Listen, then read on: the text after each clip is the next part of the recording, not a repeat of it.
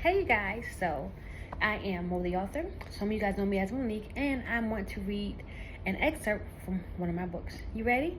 It is entitled The Approach, a story of love, hard knocks, romance, truth, right? So let's dive into it. I'm just gonna pick a random chapter.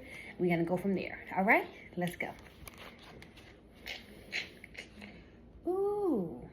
Well, I landed here on chapter 13. You wanna see what it says? Let's see.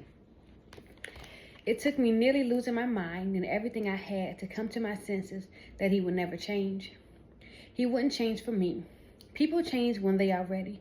Some put on a fake healing process to make you think they are better. See them 6 months or a year later, if that, and perhaps he or she will have changed. Don't go back, period. I hope you sis won't do that, or you bro, you won't do it either. We are worth too much to stay with someone based on a false reality. A fake dream. I'm sure we all fell short along the way, but why keep taking the same route? Because it looks different, but the signs are the same, just a different color.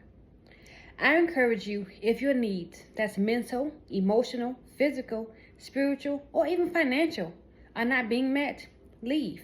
If she verbally or physically abuses you, leave. If he does this and says, I'm sorry, I lost control of my emotions, you don't know when to stop, right? You don't know when you need to stop. Or you know how I get when I get mad. You don't listen until you get punched in the mouth. I won't do it again.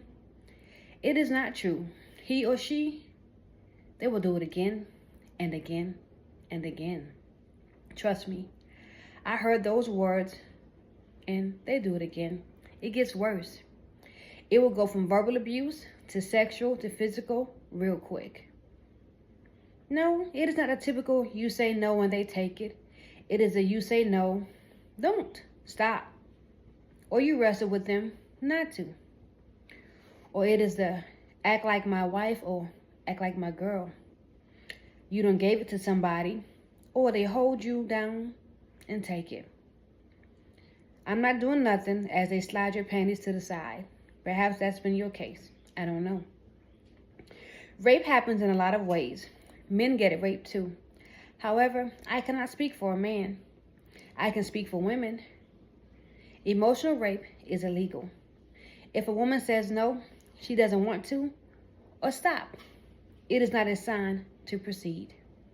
It is her mouth saying clearly she does not want to be intimate with you. When a woman desires you, her body responds and she participates. I'm not saying every time a man slides a woman's panties to the side, he is raping her. Let's get that clear, right?